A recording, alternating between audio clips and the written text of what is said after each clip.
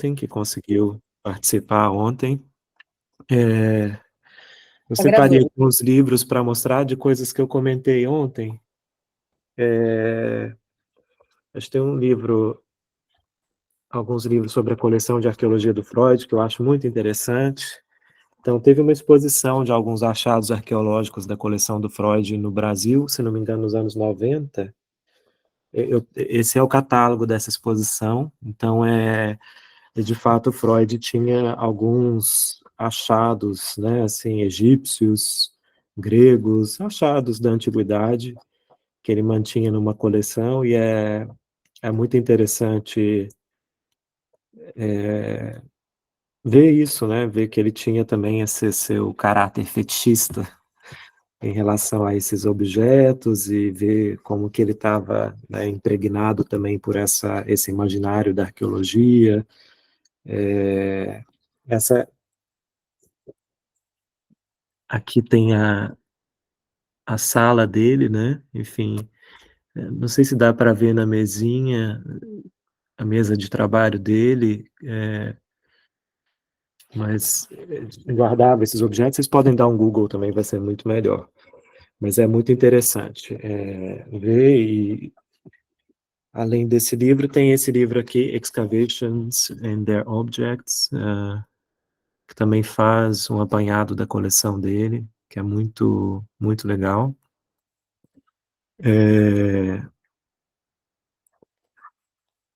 E é interessante ver aqui nesse livrinho, tem relatos de pacientes, um dos pacientes falando que ir à análise era como, não era ir a um lugar qualquer, era como se ele estivesse fazendo análise no museu, né? Acho que esse aspecto é bem interessante. Enfim, a Bianca, esqueci o sobrenome, Lagassi, fez uma pergunta, Lagarto. Lagassi, perfeito. Oi, Bianca. Ela fez uma pergunta que era por onde começar a obra do Walter Benjamin, né? Enfim, para quem não tem uma grande familiaridade com a obra dele. Eu acho que, enfim, eu comecei de um jeito igual, acho que todos nós aqui devemos ter começado, né? Assim, com os textos que a gente ia lendo. Eu fiz letras, né? Então, na graduação, a gente lia. Lembro de ter lido o Narrador, e lembro de também na graduação já ter comprado Passagens, né? Então, meu livro Passagens é essa primeira edição. Quando saiu, por alguma razão, eu achei que um dia eu pudesse precisar desse livro. Gastei uma fortuna na época para comprar esse livro, e que bom que comprei, porque soube que estava esgotado, né, no Brasil recentemente. Então, eu acho que assim, acho que você já começou, Bianca. Acho que essa aula aqui já é, de alguma forma, né, uma introdução por um viés muito específico, né? Mas eu começaria pelas biografias. Não sei se o meu amigo Michael Hart, se ele está aí, ele me deu isso aqui, esse guia uma vez quando eu fui, esse HQ sobre o Benjamin, quando eu encontrei com ele em Barcelona, uns anos atrás. É muito bom, inclusive, porque é muito bonito, assim, é muito bem feito, é muito justo. Então, Walter Benjamin, A Graphic Guide. Thank you, Michael. I don't know if you're there. Ele não fala português. Mas, enfim, acho que eu começaria pela biografia, sim. Eu começaria pelas biografias disponíveis, dá para achar na internet, enfim, temos os nossos recursos, né, para achar essas coisas, esses arquivos, enfim, que estão disponíveis, enfim, na internet, por aí. Essa biografia em inglês é muito boa, de fato. Walter Benjamin, A Critical Life. Muito interessante. E depois, enfim, tateando esse material a partir do próprio interesse, né, puxando o fio da meada a partir das suas próprias questões. Uma coisa que me ajuda muito é uma questão de metodologia, inclusive. A gente tem que tirar proveito dos PDFs e procurar por palavras-chave, né? Então, isso ajuda muito, né, o pesquisador, enfim. A gente às vezes vê, eu vejo o trabalho monumental de alguns pesquisadores aqui que estudam a obra do Benjamin, e é óbvio que as pessoas não leram a obra de capa a capa, né, igual a Bíblia. Enfim, mesmo que você leia de capa a capa, alguma coisa vai te escapar sempre, então ter essas ferramentas à mão são sempre muito, esses recursos todos que a gente tem disponíveis hoje, que bom que a gente tem, porque ajuda demais o trabalho da pesquisa. É, bom, hoje o nosso programinha, vamos para o segundo slide, Ana, segundo...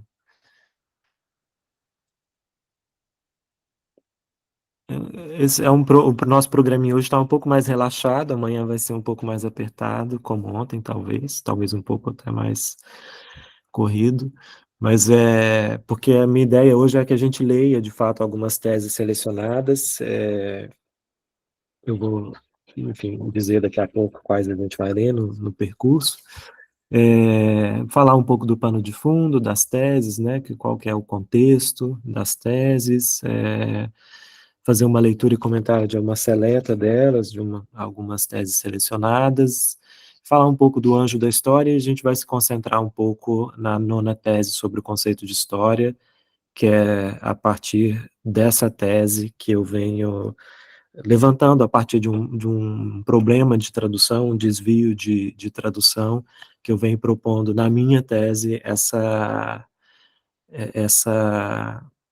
enfim, o que eu venho chamando dessa arqueologia da violência a partir desses vestígios que a gente viu ontem. Para quem não veio ontem a gente falou um pouco de Berlim, do lugar de onde eu estou falando, falamos do texto de Dilberman Cascas, dos vestígios que o solo regurgita, enfim, mostrei como tem alguns vestígios no meu porão, aqui no porão do prédio que eu moro, alguns vestígios do nacionalsocialismo, do nazismo, como que, enfim, essas memórias estão impregnadas nesses vestígios materiais, enfim. Hoje até esse passado está ao nosso redor, né, e, enfim, nesses vestígios, fragmentos, enfim. Vamos passar para o próximo, Ana? Bom, queria começar com essa foto, uma foto muito... É uma foto muito emblemática, assim, dos anos 40, né? Então, foi no dia 27 do dia 27 de setembro. Essa foto certamente não desse dia, do dia, né? Enfim, de um bombardeio, nesse dia houve um bombardeio, uma Blitzkrieg, um ataque aéreo em Londres, os alemães atacaram a cidade de Londres, e um dos prédios afetados foi uma mansão de um Lord Ilcester, em Kensington, que é onde, inclusive, mora a maioria dos membros da família real, onde ficam os apartamentos da maioria deles. Enfim, é uma área nobre de Londres até hoje, enfim. Então, o Lord Ilcester tinha essa casa, que é uma casa que datava do século XVII, e, enfim, a casa foi atingida, uma parte da casa foi atingida por bombas incendiárias, e aí esse é o resultado, por exemplo, é como ficou a biblioteca depois, e obviamente estavam em guerra, né, enfim, a Europa em guerra, então essa foto ela veio posteriormente publicada em outubro, nos jornais ingleses, como uma estratégia também de propaganda de guerra, né, do Reino Unido. Então você tem esses três homens, né, é interessante fazer essa leitura dessa imagem, percebendo que são três gerações que a gente tem aí, né, a gente tem um jovem, um senhor e um homem de meia idade, enfim, então bem vestidos, com seu chapéu, quase que ignorando completamente esses escombros. Foi uma forma, assim, de a Inglaterra aproveitar esse momento também para propagandear e dizer que, apesar do ataque, continuavam sóbrios, serenos, enfim. Então, é interessante observar todos esses dispositivos, né, como é que se utiliza a propaganda de guerra também, eh, nesse contexto, enfim. Por que eu estou trazendo essa imagem? Não só porque ela é um registro, dá um testemunho, né, desse momento crítico, mas porque ela é muito próxima da morte do Benjamin, né? O Benjamin, alguns lugares colocam a data da morte dele como 25 de setembro, outros 26 de setembro. Então, eu comentei ontem, né, esse mês vai fazer aniversário da morte dele. Enfim, eu acho muito curioso, né, enfim, essa quase coincidência.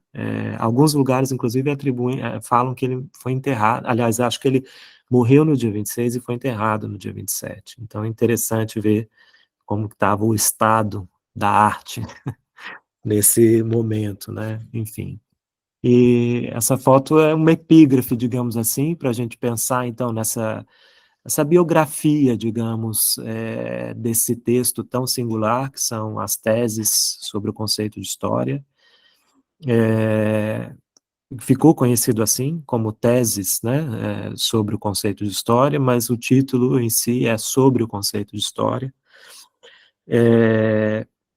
Eu comentei ontem, enfim, é o último texto sistematizado que o Benjamin, quer dizer, não é o último, porque o último é o bilhete de suicídio, que eu vou ler já já. É interessante ver também, mas é o último texto sistematizado, de um pensamento sistematizado, que o Walter Benjamin nos lega, né? Então, antes desse acontecimento fatídico que eu comentei ontem, é que ele estava vivendo como exilado em Paris desde 33.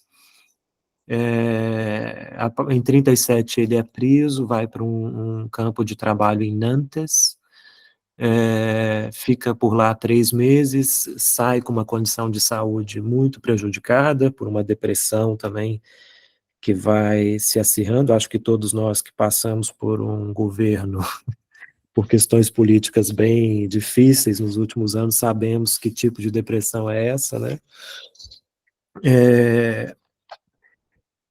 E ele se via numa situação de fato sem saída, né? Então ele estava à espera de um visto americano que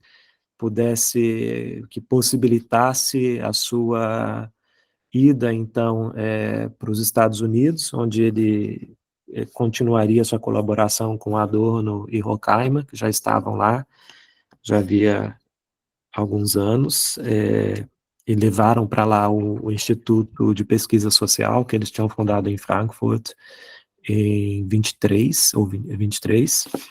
Então, se não é 23, sei lá, enfim. Gente, duvidem dessas datas, deem um Google se for o caso de ser uma coisa extremamente importante para vocês, porque às vezes a memória falha.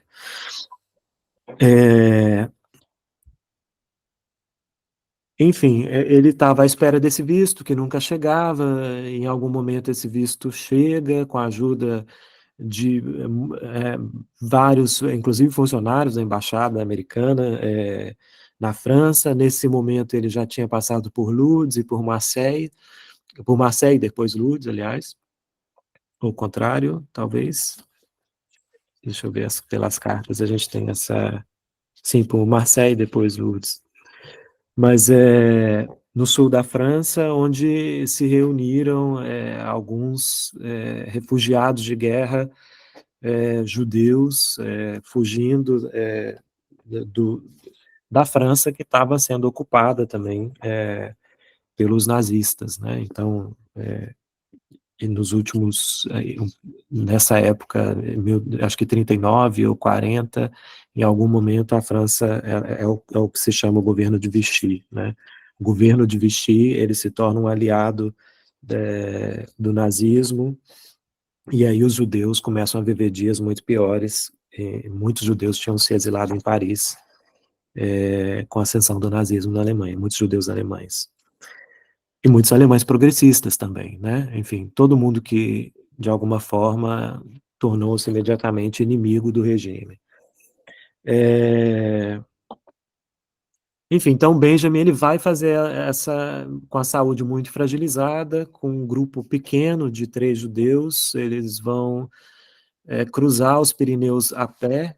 Há relatos de que ele cruzou com muita dificuldade, porque ele estava com o coração enfraquecido, né? Enfim, sofrendo de arritmia, com uma malinha preta de couro nas mãos, levando um manuscrito que supostamente seriam as teses sobre o conceito de história, que ele dizia, segundo relatos desse pequeno grupo que depois, enfim,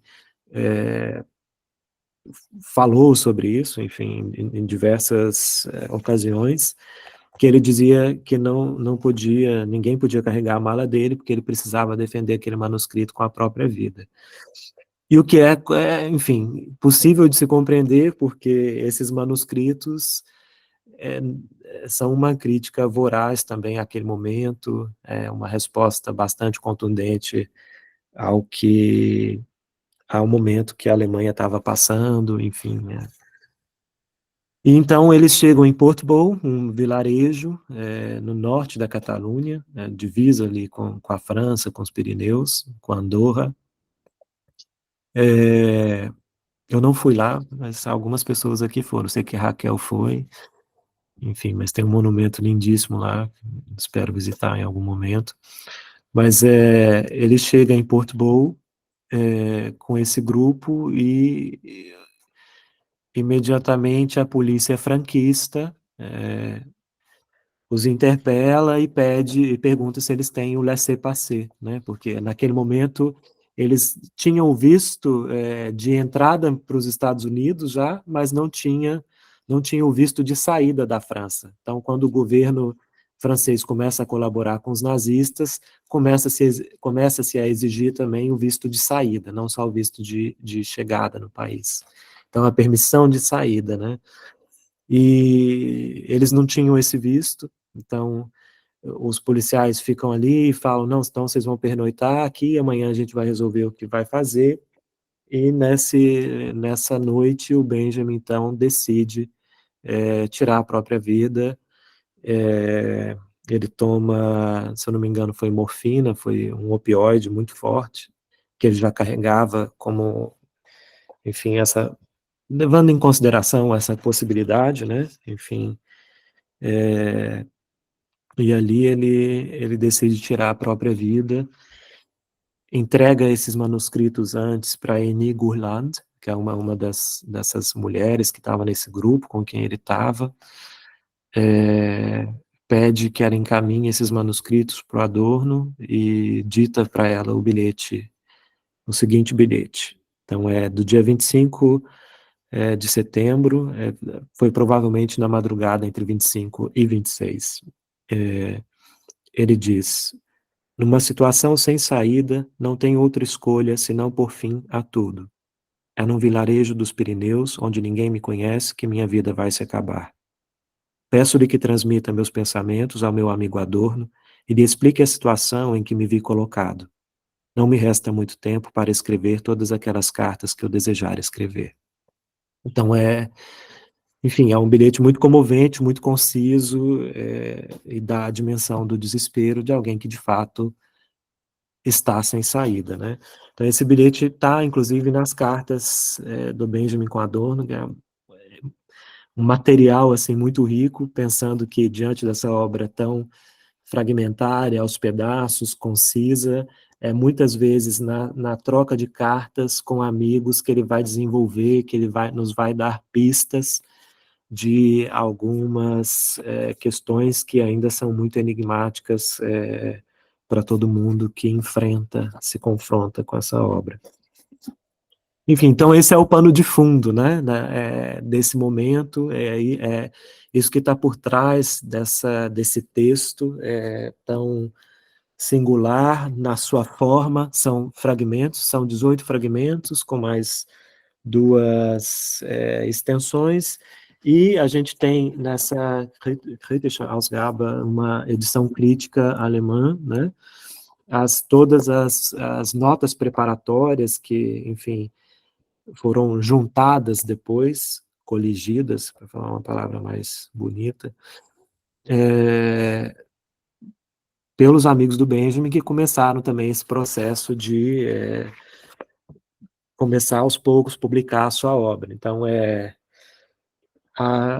esse texto, As Teses sobre o Conceito de História, foi publicado pelo Instituto de Pesquisa Social em Nova York em 1942, e na Alemanha, só na década de 50, eu mencionei ontem a Deutsche Rundschau, onde o tio-avô do Benjamin aparece, né, o arqueólogo, e aqui a gente tem a primeira edição das teses na Deutsche Rundschau dos anos, deixa eu ver, nos anos 50 exatamente.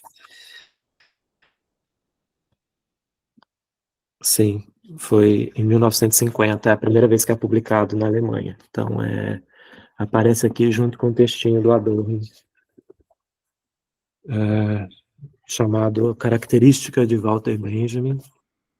Então, ainda não estão completas, né? Porque eu não sei se vocês sabem, mas duas das teses, não, aqui está completo, mas talvez tenham entrado aqui nos fragmentos, mas foram encontradas pelo Adorno depois, pelo Adorno não, pelo Agamben, na Biblioteca Nacional de Paris, né, onde o Bataille escondeu algumas obras do Benjamin entre alguns livros, enfim. Enfim, esse é o pano de fundo das teses, então, que a gente... É um texto tão fragmentário, e acho que é interessante também que a gente pense que essa forma é tão concisa, né? Eu falei ontem sobre a ideia de fragmento, né? O fragmento é como se fosse a parte de um todo, né? E aqui a gente tem de fato, não são excertos, também seria um fragmento, em alemão eles têm uma palavra que traduzindo são estações, não sei se a gente usa isso para texto em português, mas são estações muito concisas, mas inteiras, né? Enfim, não são fragmentárias porque são inteiras e são concisas. Acho que a gente pode atribuir essa concisão a, ao fato de estarmos diante de alguém que estava, nesse momento da vida, fugindo de um lugar para o outro, né? Enfim, nessa condição, em condições materiais muito desfavoráveis também.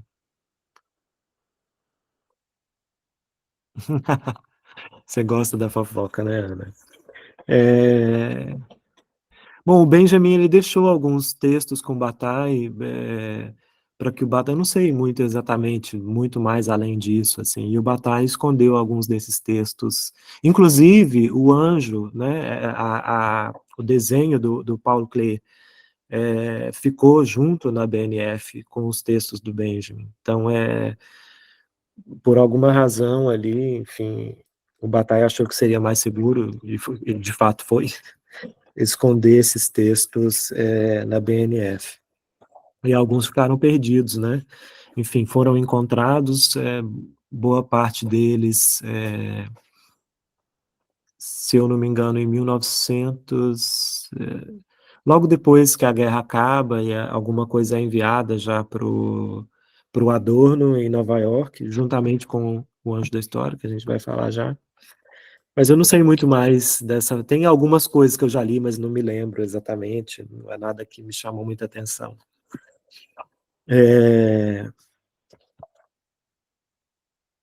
Enfim, acho que é isso, né? Sobre esse pano de fundo. Não sei se tem alguma questão, se alguém se lembra de mais algum detalhe que eu tenha deixado passar. Mas basicamente é um manuscrito também. Enfim, ele deixou manuscritos, né? Acho que eu posso mostrar para vocês como é que isso sobreviveu de alguma forma. Ele deixou um manuscrito, por exemplo, com a Hannah Arendt.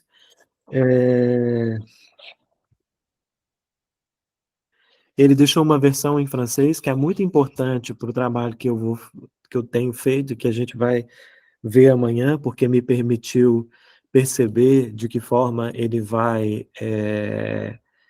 fazer a tradução de alguns termos específicos das teses, sobretudo dessa tese, que é a tese mais famosa, a tese do Anjo da História. Mas o manuscrito sobrevive assim, né? Há alguns muito mais fragilizados, eu não sei onde que eu botei isso.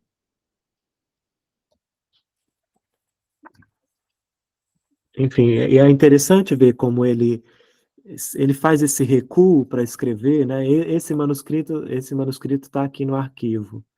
E quem visita Berlim e consegue agendar no arquivo, geralmente eles apresentam esse manuscrito, eles trazem, você pode ver pessoalmente o que eles têm de manuscrito disponível, né? É, então,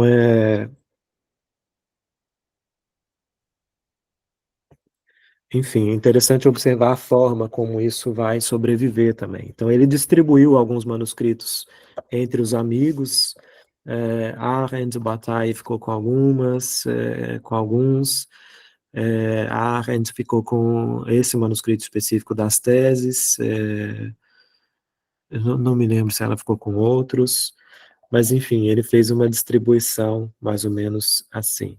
E as teses são concisas, mas elas são tão produtivas que, enfim, a gente vai encontrar uma série de livros, né? Enfim, do Stefan Moses, o próprio Scholem, o Michel Levy, tem o Aviso do Incêndio do Michel Levy, que coloquei aqui em algum lugar.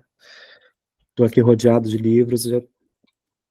Acho que os comentários mais interessantes dos últimos tempos, as teses têm sido os mais lidos também, têm sido os comentários do Michel Levy no Aviso de Incêndio, né? Aviso de Incêndio, uma leitura das teses sobre o conceito de história, acho que vocês podem encontrar facilmente por aí. E esse do espanhol Reyes Mate, Medianoche en la Historia, também tem uma tradução em português, que, enfim, uma tradução que eu acho particularmente bem precária, a tradução das teses, sobretudo. Acho que, enfim, não se compara ao original, embora a tradução do original tenha sido pautada na tradução francesa das obras completas, que tem alguns problemas também de tradução. E, claro, Jean-Marie Ganeban, História e Narração em Walter Benjamin, né? A Jean-Marie é grande autoridade. A gente pode falar do Márcio Seligman Silva no Brasil, essas referências que eu acho que todos nós somos mais ou menos familiarizados na academia brasileira. Enfim, vamos começar então a leitura. A gente vai ler esse texto sobre o conceito de história, edição crítica, com tradução do Adalberto Miller e notas do Márcio Seligman Silva. A ideia é que a gente leia e vá abrindo os sentidos, então fiquem à vontade, eventualmente, de abrir o microfone, fazer perguntas, sugestões. A ideia é que seja, de fato, uma leitura mais orgânica, né? Enfim. Começa na página 84, pelo menos do meu documento. Aqui, no T4, Ana. T4. Eu não estou conseguindo compartilhar a tela nesse computador, gente. Amanhã acho que esse problema estará resolvido. Perfeito, começamos aí. Dá para encher a tela. Tá. A minha proposta aqui vai ser a gente ler de fato, né? Fazer esse exercício de leitura e fazer alguns comentários, abrir alguns sentidos, enfim. Eu gosto muito dessa primeira tese, pelo que a gente vai ver, e eu vou tentar juntar com o que a gente viu na aula de ontem.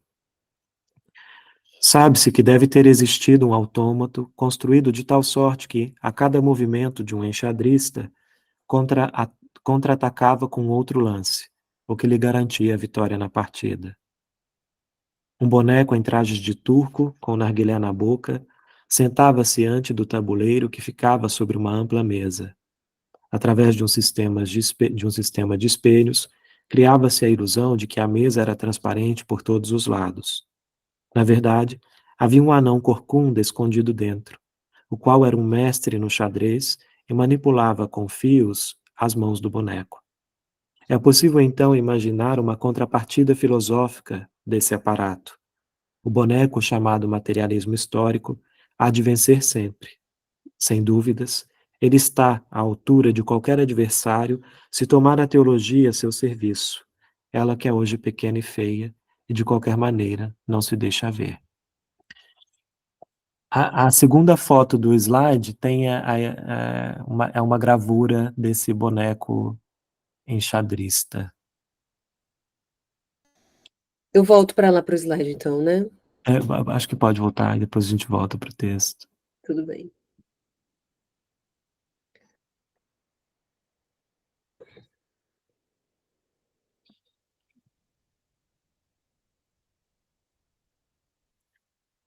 Essa foto.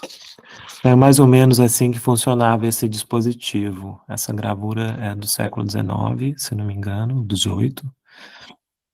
Enfim, o Michel Levy traz essa gravura com data certamente no livro dele. Só um minuto.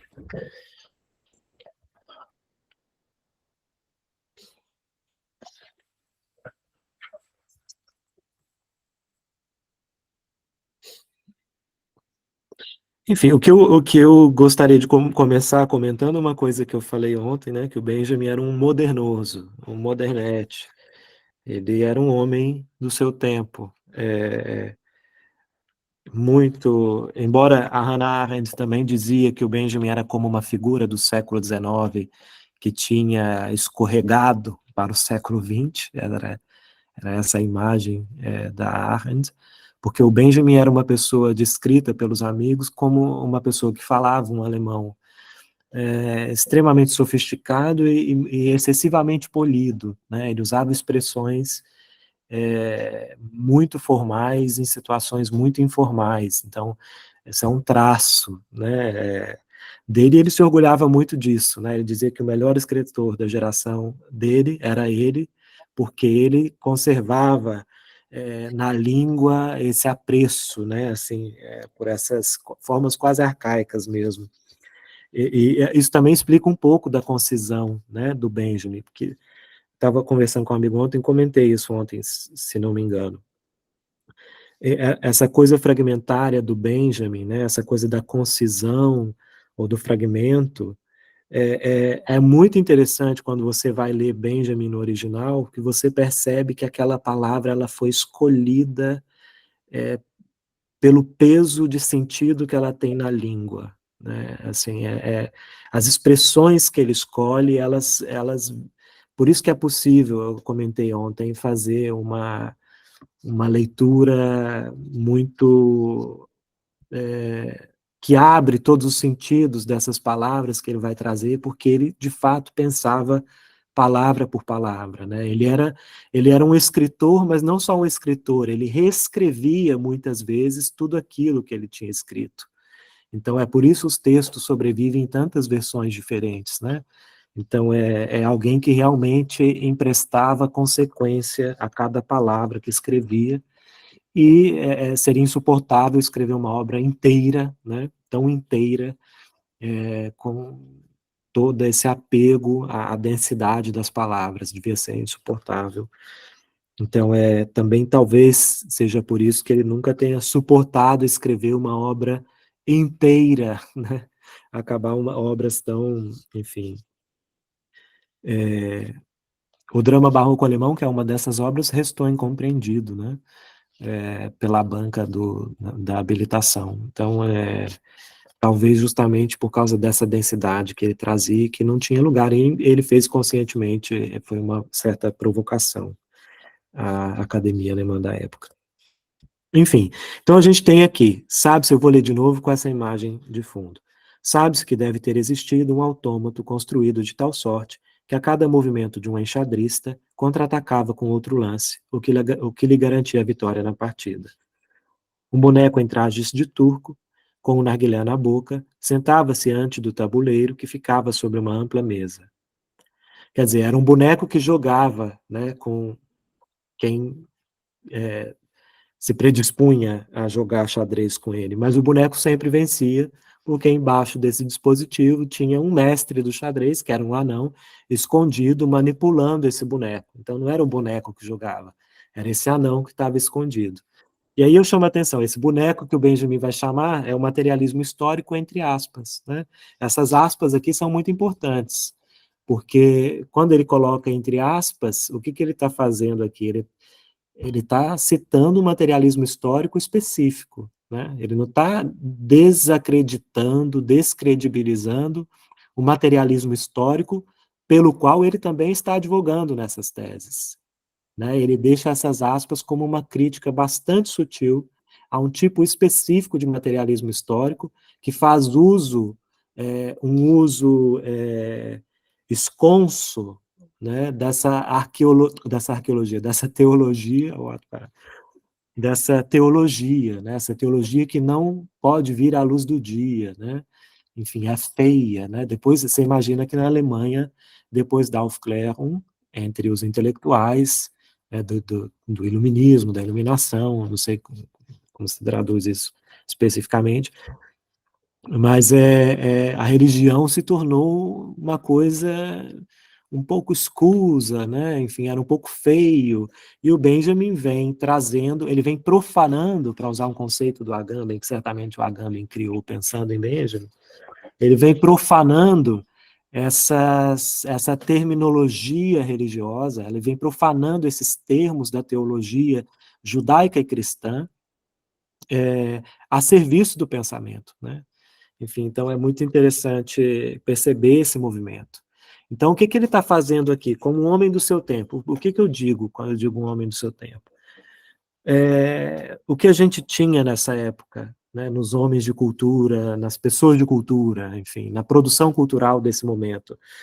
A gente tinha essa exposição do procedimento, né? Então você vê nas vanguardas, na literatura, nas artes visuais, eu acho que isso fica ainda mais visível, por razões óbvias, mas você vai ter o quê? Picasso expondo a pincelada, né? O Picasso e o Braque mostrando, enfim, os procedimentos que antes ficavam escondidos, né? A ideia de pintura antes era esconder a pincelada, muito mais, quer dizer, a gente já vinha vendo isso desde o final do século XIX, na França, com os expressionistas, mas a gente vai vendo como que essa pincelada ela vai ganhando, se perde a ideia de representação, enfim, eu não lembro se foi o Benjamin que disse, né, que a fotografia liberta a pintura para ser pintura, né, enfim, é uma frase famosa dessas, que a gente sabe e não lembra nem de onde que sabe. Mas enfim, então ele está. O que é o gesto dele aqui, que a gente pode ler de alguma forma, já na primeira tese, como um gesto arqueológico de abrir, né, esse dispositivo, quase como se fosse um Guy Debord, né? Eu comentei ontem. Quase o que o Guy Debord vai fazer na sociedade do espetáculo é tirar o véu, tirar a cortina, mostrar o que está por trás do espetáculo da política, né? Ele vai mostrar os bastidores, né? Os segredos que estão ali por trás. Bianca? Oi, eu queria voltar num ponto, talvez, enfim, eu não tenho entendido, assim, quando ele usa o materialismo histórico, entre aspas, ele está se referindo automaticamente à teologia e não ao materialismo histórico marxista, por exemplo? Ele está se referindo, sobretudo, aqui, quem é a grande... quem representa o materialismo histórico nas teses, tá? Que a gente vai ver. Enfim, a União Soviética. Então, o Benjamin ele já estava, embora ainda postasse, como se pode ler nas cartas, as últimas fichas na União Soviética, porque sabia que a União Soviética era quem poderia ajudar a Europa a se livrar do fascismo, ele já tinha visitado a União Soviética nos anos 20, no final dos anos 20, e tinha voltado com bastante... Eu ia falar uma palavra que eu não sei se existe. Desconfiança, enfim, ele voltou com uma pulga atrás da orelha, porque ele começou a perceber que a visão que ele tinha da União Soviética a partir da Alemanha, ela era bastante idealizada. Então, quando ele visitou a União Soviética e ele viu sobretudo o que os artistas e os escritores passavam na União Soviética, enfrentando inclusive censura, né? Então aquilo é como se aquilo tivesse dado para ele um componente crítico que ele não tinha desde a Alemanha. Então, desde a Alemanha, o Benjamin vai pensar na vanguarda russa como muito superior à vanguarda alemã. Ele era um grande crítico da nova objetividade na literatura, desse movimento, né, da Alemanha da nova objetividade. Mas ele era muito aquela ideia do Benjamin, do autor como produtor, né? Ele vai antepor essas duas categorias, autor e produtor. Ele vai pegar da admiração que ele tinha pelas vanguardas russas, nas quais ele enxergava um apagamento, de certa forma, dessa categoria de autor. Os autores já não queriam mais, a ideia de autor como uma categoria burguesa, né? Enfim, individualizante, e o produtor como aquele autor, mais que um autor, no caso, aquele que trabalhava de forma a mostrar para todo mundo que era possível fazer literatura, né? Que ele não era o grande detentor desse saber fazer, né? Enfim. Então, essa ideia de antepor essas duas categorias vem justamente do idealismo que ele tinha em relação às vanguardas russas, que vai ser colocado por terra quando ele visita a Rússia e visita a União Soviética, ele vai para Moscou especificamente, por isso que eu estou falando da Rússia, mas ele visita a União Soviética e vai ver o quanto eles sofriam com a censura, né?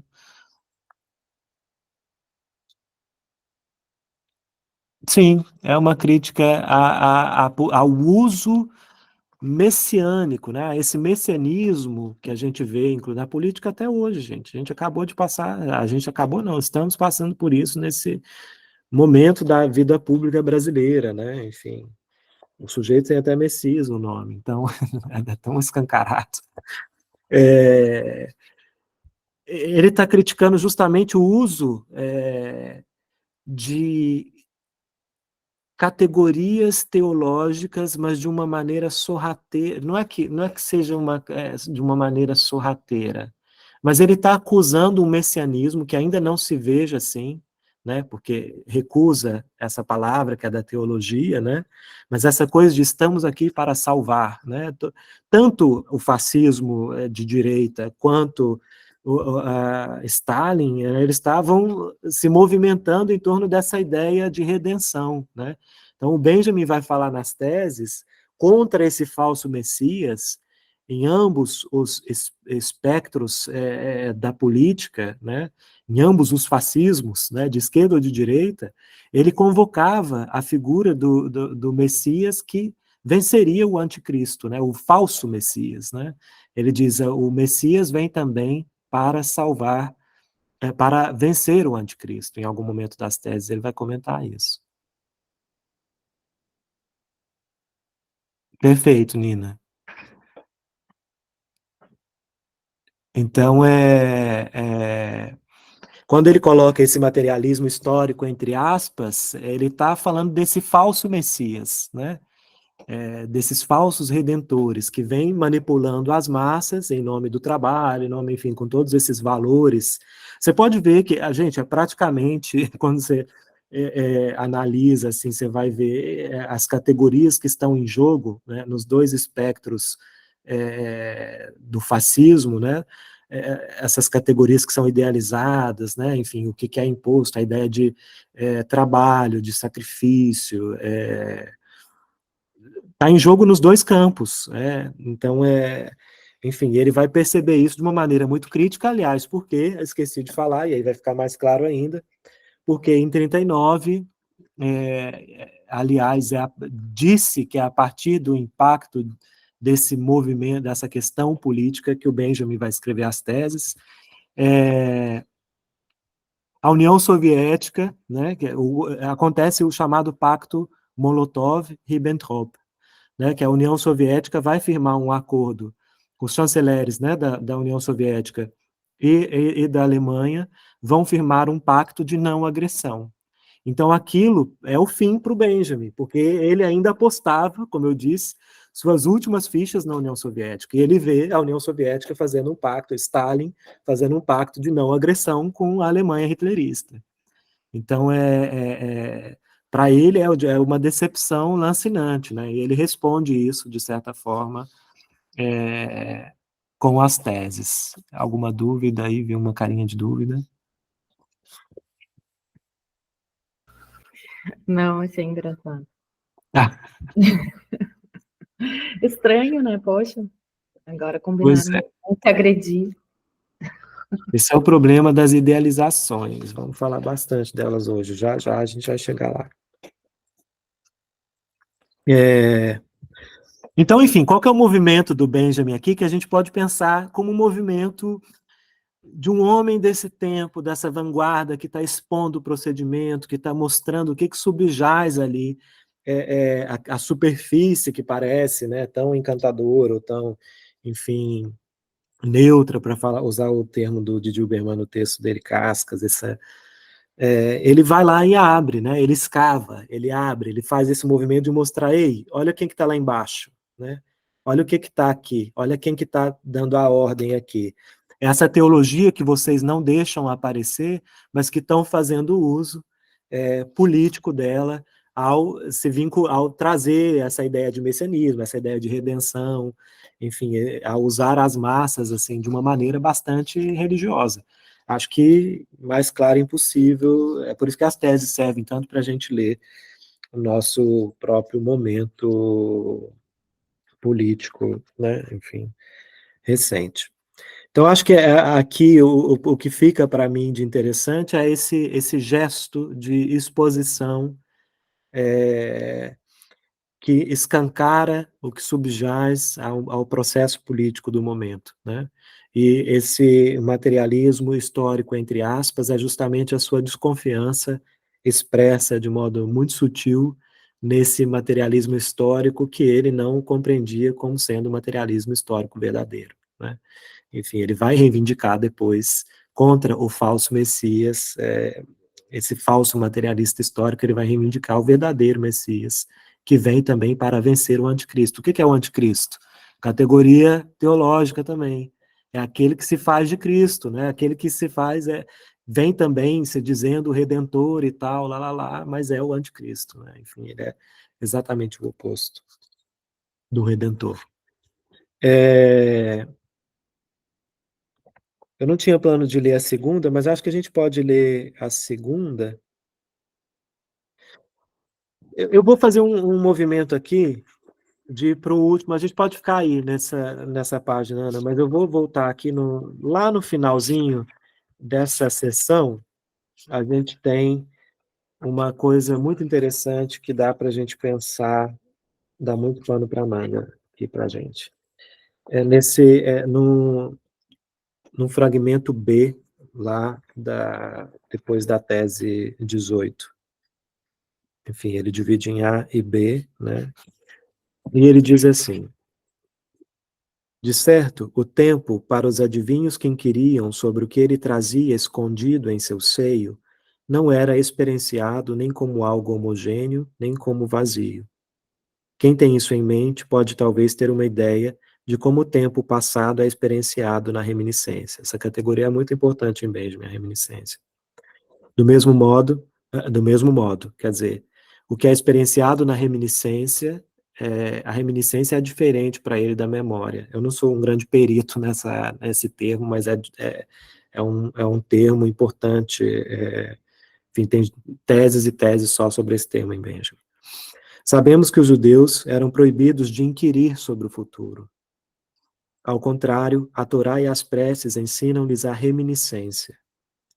Esta lhes desencantava o futuro, ao qual sucumbiam aqueles que buscavam sabê-lo com os adivinhos.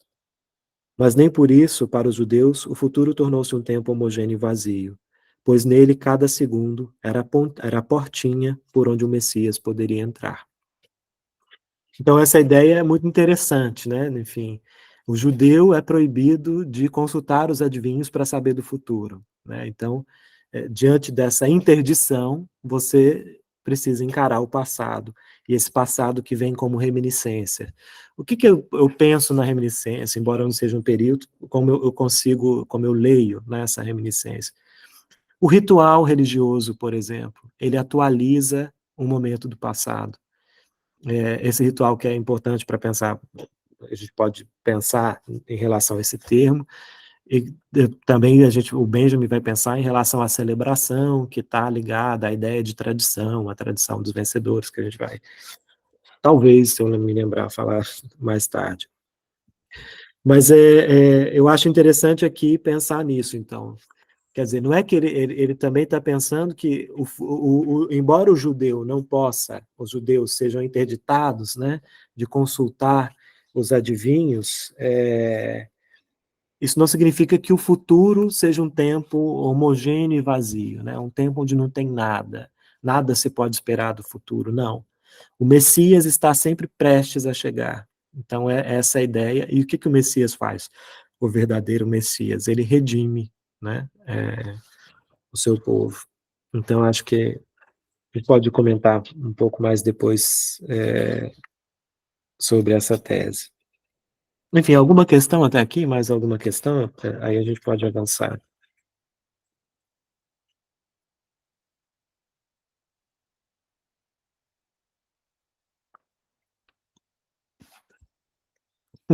Fale mais sobre isso, Nina. A evocação desse boneco. Abra esse microfone, Nina. Vamos nos apresentar aqui. Quero apresentar a Nina para vocês. Tá bom. Ai. É porque ele evoca esse boneco como se fosse de verdade. Ah, em que sentido você diz? Ele está acusando, como se as pessoas acreditassem que o boneco fosse de verdade, talvez? Sim, mas não sei se nessa época as pessoas ainda sabiam desse boneco, sabe?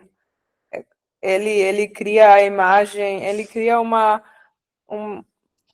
enfim, acho que é um aparelho interessante para pensar um conceito assim como o materialismo histórico, como algo que é abstrato, que não existe de verdade não é Ah, sim. sabe? Não é só uma Interessante. metáfora, é uma metáfora que trabalha, acho, algo assim. Isso é muito bom, porque acho que a ideia toda dessa arqueologia é também a recusa de uma certa metáfora que a gente vai ver em Benjamin em vários momentos, por exemplo, quando ele escreve em passagens que ele não tinha nada a dizer, só a mostrar, né? Enfim, ele Sim. está conclamando o materialismo histórico que vai na matéria, que vai no osso mesmo da coisa, né? Ah, entendi. Ele traz uma concretude Sim, é visual e a quase partir de um um pequeno aparato. filme, uma curta-metragem, algo assim. Interessante. Entendi seu ponto. Obrigado.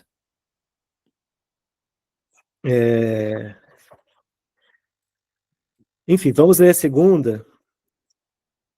Dentre os traços mais notáveis da natureza humana, diz Lotzer, encontra-se, ao lado de tanto egoísmo no particular, uma ausência de inveja no geral do presente em relação ao seu futuro.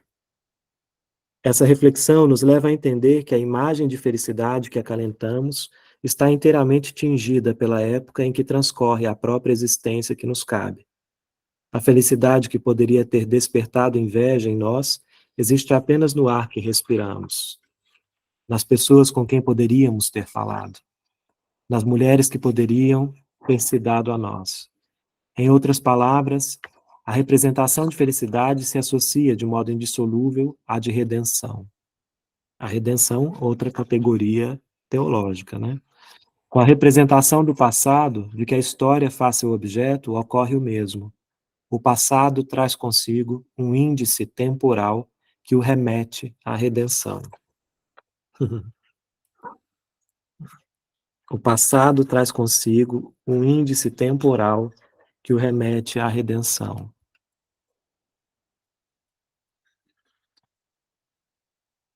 redenção, redenção, o termo, esse termo é muito interessante em alemão, é a Lösung, e Lösung seria de solução, né, enfim, não, seria solução, Auslösung de solução, então, é um termo que pode ser traduzido como salvação, ou para salvação tem outro termo, né, Nina? Rettung, seria Rettung. Enfim, o Benjamin usa também a palavra Rettung, então acho que é interessante, isso diz respeito aqui talvez a uma... Qual tradução que você está mencionando, aliás, Bianca? Desse mesmo livro, ou na primeira? Não, eu tinha uma tradução do Rouanet ainda, Essa e tradução é daí o bastante João problemática. é bastante, né? Então, tô tentando acompanhar por aqui.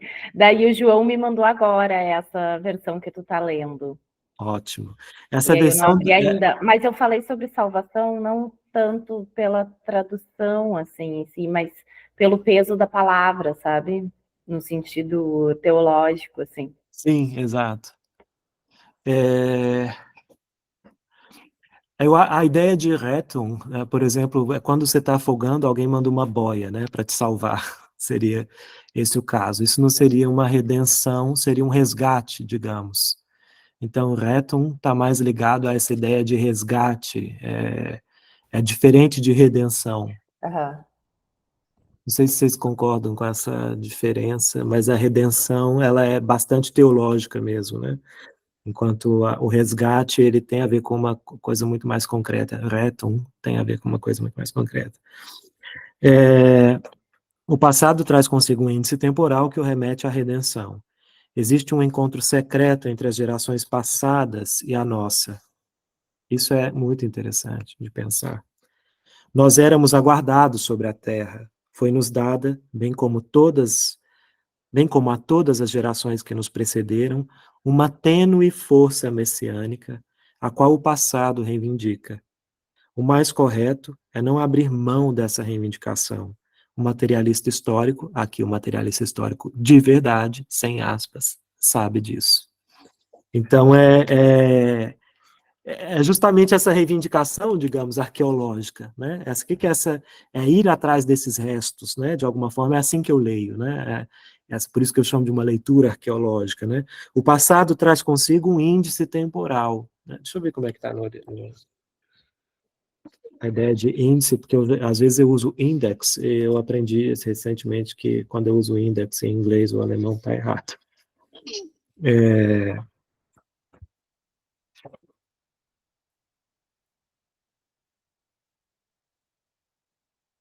O que acontece com a tradução do Rouanet é que o Rouanet, ele partiu da tradução francesa, que saiu nas obras completas do Benjamin, que é uma tradução francesa que a tradução francesa traz alguns problemas.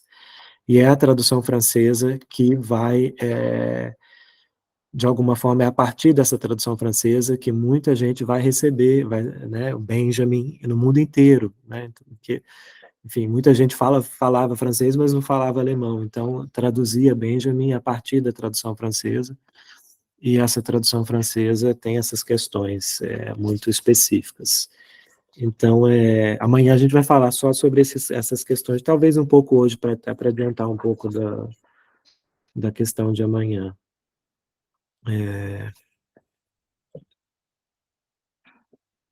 Deixa eu só conferir, gente, só um minutinho.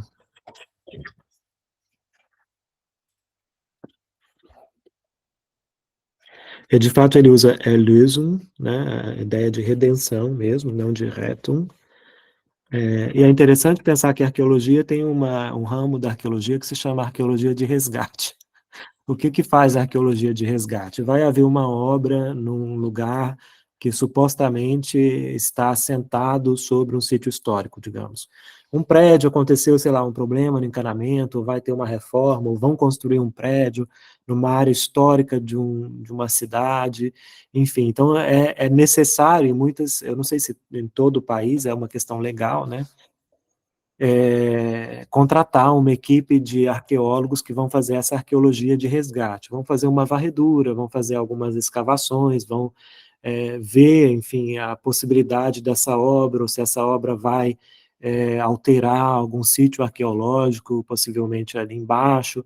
No Rio de Janeiro, a gente viveu isso com o Cais do Valongo, por exemplo, na expansão do cais, na abertura de novas ruas, enfim, houve um trabalho fundamental de arqueologia de resgate. O que se faz nesse caso não é que vá parar a obra, quer dizer, a obra precisa ser parada para que haja um estudo, um mapeamento estratigráfico, um estudo arqueológico, mas os arqueólogos, eles vêm e cobrem o sítio arqueológico com mantas e com uma série que utilizam diversos materiais e técnicas para conservar esse sítio a despeito da obra que vai passar em cima.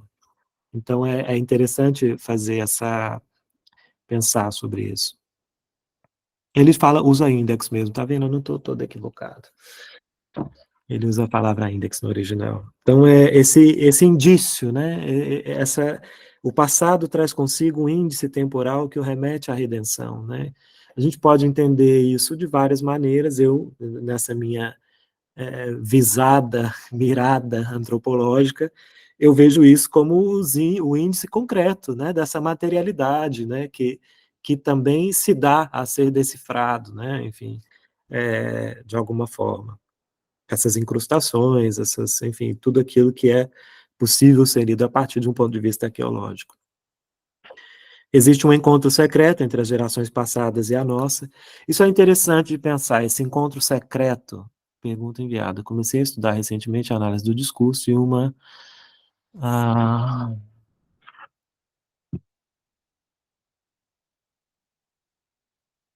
Comecei a estudar recentemente a análise do discurso e uma das coisas que mais me chamou a atenção para este curso, além de ser um estudo sobre Walter Benjamin, foi toda essa relação com a arqueologia. Eu não sei se é só a associação de uma pessoa que acabou de começar suas próprias escavações, mas sinto que a análise do discurso se conecta com esse conceito arqueológico quando se propõe a ir além da superfície das palavras. Comecei a estudar recentemente... só repetiu. A análise do discurso, enfim, dependendo da linha, vai estar completamente vinculada à psicanálise, né, lacaniana, sobretudo, que está completamente vinculado ao imaginário da arqueologia, né? A gente viu Freud trazendo todo esse imaginário da arqueologia para a psicanálise, pensando um psicanalista como arqueólogo, e isso também vai vir, é uma metáfora muito cara para a análise, né? Para a psicanálise.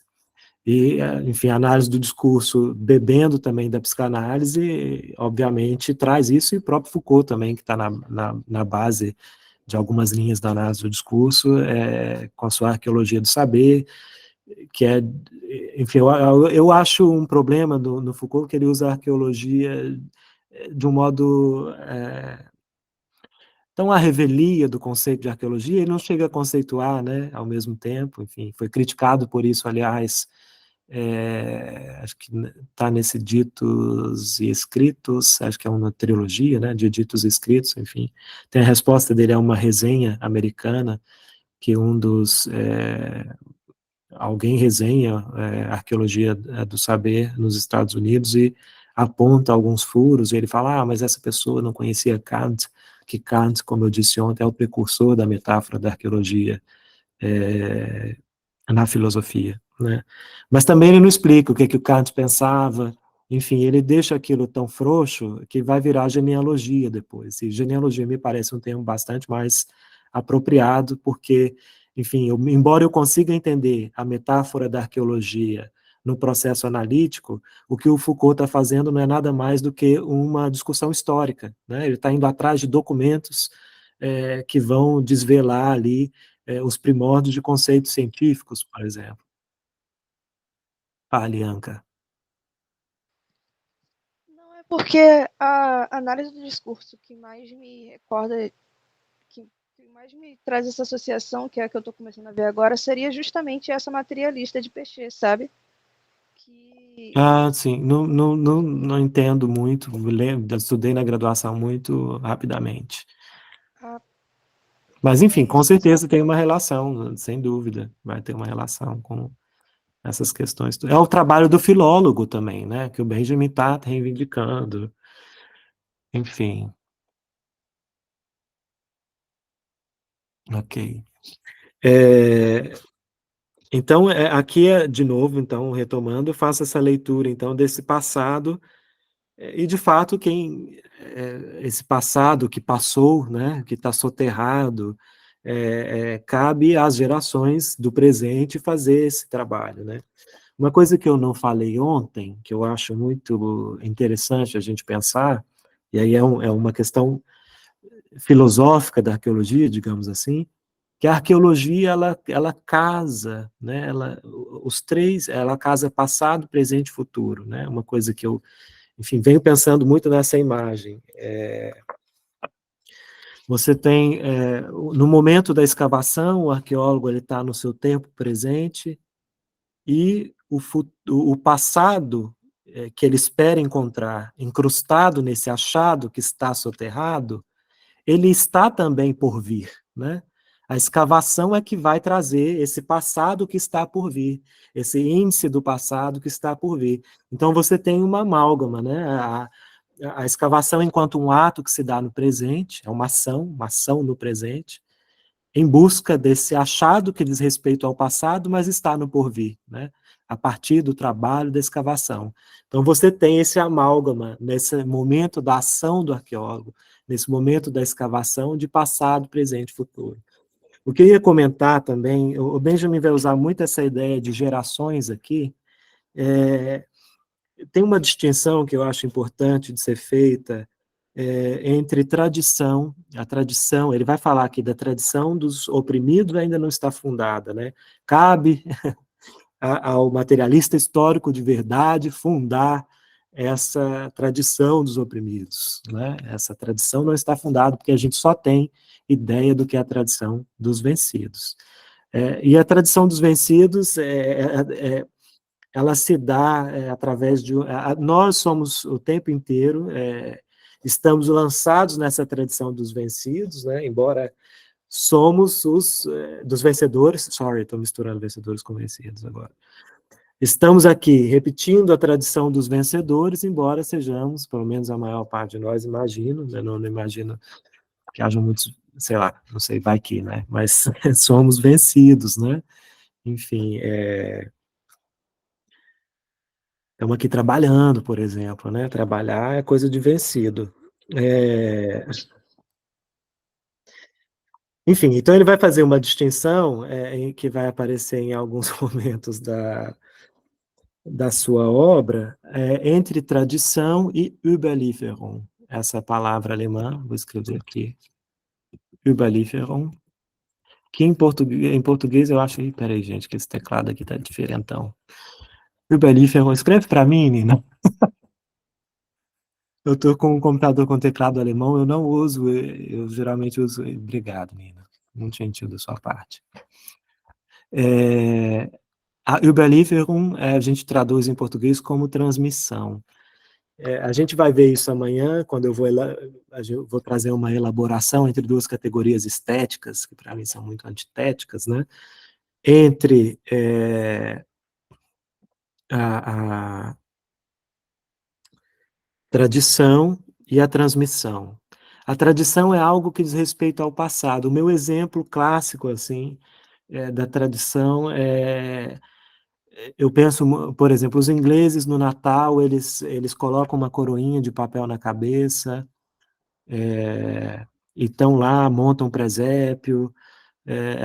Eu estou dizendo isso porque, para mim, os meus sogros são ingleses e ficam com isso na cabeça todo Natal, mas eles são ateus, mas eles são antimonarquistas, mas eles estão lá repetindo essa tradição, ainda que como piada. Essa repetição, ela se repete, ela é alguma coisa que se repete, que está tão entranhada na cultura, que a gente repete sem se dar conta, né? Então, a tradição se dá também nas repetições ritualísticas do calendário, como o Benjamin vai apontar, como a gente atualiza uma tradição romana, pagã romana, na data de nascimento, suposta data de nascimento de Cristo, em 25 de dezembro, quando era uma celebração do solstício na Roma Antiga. Enfim, então, a tradição, a tradição dos vencedores, ela encontra seus caminhos para se perpetuar de alguma forma, né? E a Überlieferung, a transmissão, ela é aquilo que se dá no presente. É a transmissão que se dá entre uma geração e outra no tempo do agora, para usar uma palavra bem benjaminiana, né? Que essa transmissão ela se dá no presente, de vivo para vivo, né? Enfim, de gerações distintas, mas de vivo para vivo, né? É do avô para com o neto, do pai para com o filho, enfim, assim sucessivamente, mas entre vivos. Então, essa relação ela é importante, a gente vai retomar ela amanhã. Então, quando ele fala, existe um encontro secreto entre as gerações passadas e a nossa, ele está falando, de alguma forma, desse encontro que é possível, né, se a gente se dá, na minha leitura, ao trabalho dessa escavação, dessa arqueologia, de alguma forma, né, a ponto de ler esses índices do passado nesses objetos e redimi-los, né, de alguma forma. É essa força, essa tênue força messiânica. É quando a gente, de repente, pode redimir o objeto ao trazer esse objeto, a história desse objeto, ao tentar, enfim, criar uma relação com esse objeto, fazer esse objeto, de alguma forma, falar, contar histórias, narrar. E que o objeto narra não é sobre si mesmo, né? Acho que essa é a diferença entre... essa é uma diferença que eu acho que é constitutiva da relação entre essa nova ideia de materialidade e a cultura material. Porque essa tem uma vertente que vai dizer de uma entidade do próprio objeto. Acho que a Ana Lídia poderia falar um pouco sobre isso, que ela já me falou sobre isso melhor, ela vai falar melhor do que eu. Mas essa coisa do próprio objeto, falar e tal, enfim. Na ideia de cultura material, não é o objeto que fala. E nessa ideia que o Benjamin está trazendo aqui, não é que o objeto fale. É que o objeto traz o índice de alguém com quem, do seu tempo, mas daquelas pessoas que viveram naquele tempo, né? Enfim. É por isso que a ideia de cultura material é também oposta a essa ideia outra, né? Enfim, tem várias relações com Warburg também, né? Enfim, dá para abrir esse campo e pensar em muita gente. Mas o que você pensa em relação ao Warburg, exatamente? A ideia de pathos formel, não sei, acho que o Warburg tem uma ideia quase junguiana de um passado que sobrevive no inconsciente, e, enfim, uma coisa quase arquetípica, às vezes, de um gesto arquetípico, né? Pelo menos é assim que eu entendo a pathos formel, por exemplo, ao longo da história. Esses gestos que a gente repete porque aprendeu, mas acho que é outro caso, não sei. Mas talvez você possa falar dessa relação melhor. Eu acho que eu pensei mais isso dessa transmissão e, como tu falou, do pathos formel mesmo, mas com certeza o Benjamin é bem mais material, né? Ele diz que tem essa, como tu falou, do índice temporal pode ser um objeto, né? O Warburg, ele diz que aqueles gestos são uma expressão, né? Não são as estátuas em si, ou a arte em si, né? Então, com certeza, eu acho que o Benjamin parece mais... Mas também acho que tem a ver com a... O Benjamin vai falar também da imagem, ele fala muito da imagem nesse texto aqui, ele vai falar a verdadeira imagem do passado, ela escapa, né? Rußt vorbei, ela escapa de nós. A gente vai chegar nesse momento. Mas a imagem para ele não é essa imagem só, não se reduz, digamos, a imagem que o Warburg está tratando quando ele vai fazer o Atlas Mnemosyne, que ele vai, enfim, essa teoria warburgiana que está pensando de fato na imagem para a história da arte, a imagem, essa representação de fato, enfim, ligada a esses conceitos da história da arte, pensar como é que a gente vai repetir o gesto de chorar, de não sei o quê, porque a gente de alguma forma recebeu essa transmissão secreta também de alguma forma, não é nada secreta, ela está exposta, né, enfim, através de imagens que a gente tem na arte, por exemplo. Então, a gente vai chorar como vê desde pequeno a Madonna chorar, né, a Piedade, enfim, não sei se vocês já tiveram sonhos, às vezes eu tenho uns sonhos assim, que tem muita relação com arte, assim, né? Você sonha que você está segurando alguém morto no colo, não sei, e aí a Pietà segurando Cristo, enfim, acho que o Warburg tem uma relação muito bonita e muito interessante nesse sentido, de pensar na Leben, né? Na sobrevivência dessas imagens a partir dessa impregnação, digamos, do nosso inconsciente estético. Enfim, então somos dotados então dessa tênue força messiânica, e é essa tênue força messiânica que nos faz ir então em direção à redenção desses objetos, esses objetos que de fato, então, como acabo de mencionar, permite que a gente se comunique com aquelas gerações que vieram antes de nós, né? Enfim, eu acho que tem uma relação que a gente vai pensar melhor amanhã, mas eu já vou falar aqui, porque me lembrei agora, eu não quero esquecer amanhã. O tempo para o arqueólogo, por exemplo, a arqueologia clássica ela se dividia, né? Ela se separava da história enquanto disciplina a partir do surgimento da escrita, né?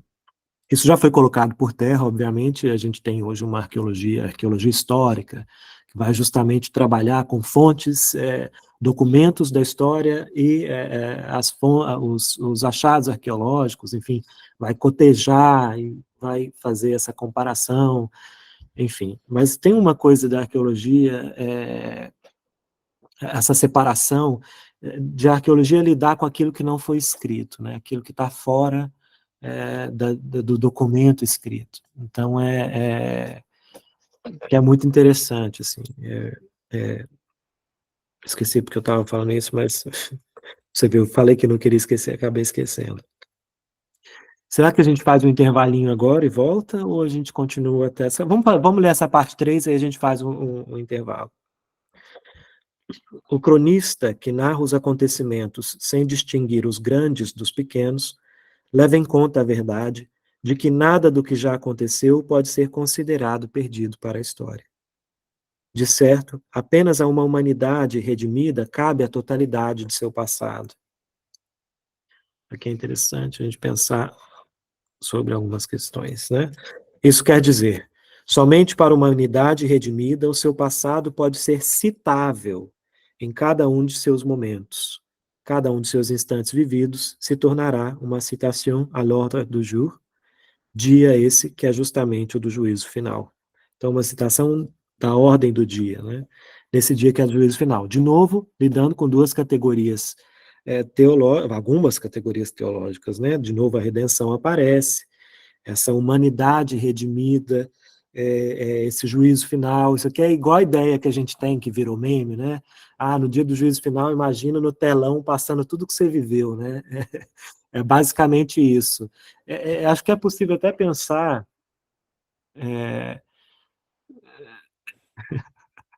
essa ideia de pensar, né? Tudo que todo mundo viveu ao mesmo tempo, sei lá, quase como um Aleph borgiano, sabe? Do conto do Borges. O juízo final seria isso, né? A coexistência a coexistência, a convergência de todos os tempos ao mesmo tempo, né? Do passado, presente, e acho que o futuro está se dando ali de alguma forma também. Mas é só a humanidade redimida, então é só nesse dia do juízo final que a gente vai poder ter a dimensão da totalidade do que a humanidade viveu, né? Quando passar lá na Estela 1, que a gente está brincando aqui, do juízo final. Que o passado vai ser inteiramente citável, né? O contrário disso, também citando Borges, é Funes, o memorioso, né? É impossível a gente lembrar de tudo. Então, o cronista que narra os acontecimentos sem distinguir os grandes dos pequenos, ele está chamando exatamente a atenção para isso. Quer dizer, para uma arqueologia, se você olha a definição de arqueologia no dicionário, perfeito, Nino, particular e total. Está em jogo aí. No juízo final não tem particular e total, tudo é total, né? Tudo é parte dessa humanidade redimida, né? De alguma forma. Quer dizer, tudo aquilo que foi particular se torna total, né? Interessante pensar sobre isso.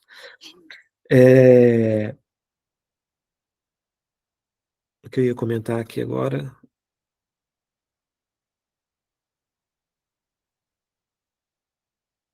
Me perdi aqui agora, né? Enfim, essa coisa de pensar, eu estava comentando do Funes, o memorioso, né?